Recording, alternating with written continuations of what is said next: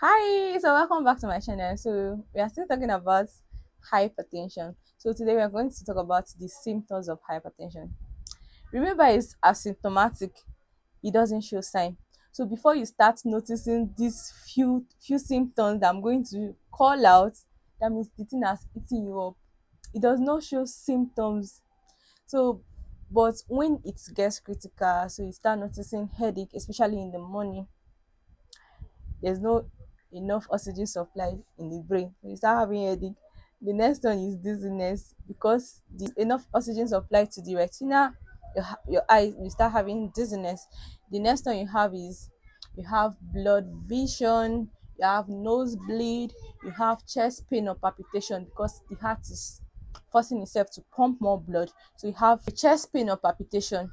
The next one is projectile vomiting. So let's move to the next one. What are the complications that you have? What happens? The heart enlarges and weaken. Start having heart failure. Brain blood vessels weaken, which leads to stroke. Kidney filter less effectively. Kidney disease.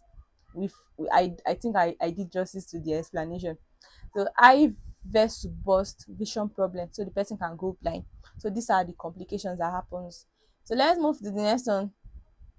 The next one is diagnosis. Yes. So blood pressure measurements at least 2 to 3 readings on different occasions. I said it earlier. So you have to check like 2 or 3 times, and if it's persistently too high, that means you have hypertension. So when you check your blood reading and is reading persistently too high 2 to 3 times, we confirm. But for you to do follow up involves urinalysis, blood tests. This blood test, you are checking cholesterol or kidney function.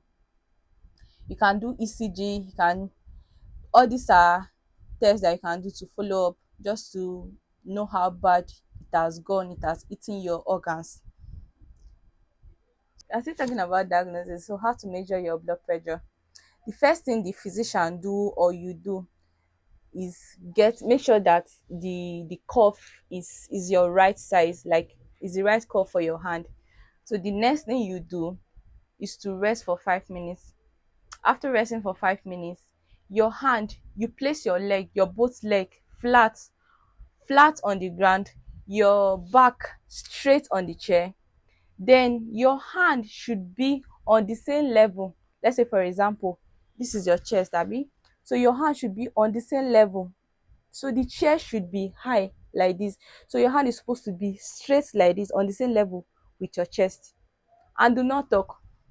Don't go and be gisting us. No, so and so happen. It's a lie. Please do not talk when they are doing your blood measure.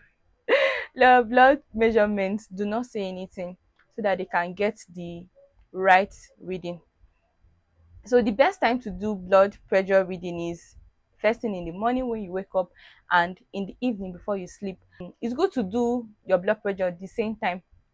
You did it today by 7 p.m. Tomorrow, try and do it by 7 p.m. It's more accurate that way. It's easier to monitor that way. Thank you very much. Let's go to the next one, which is treatments and management.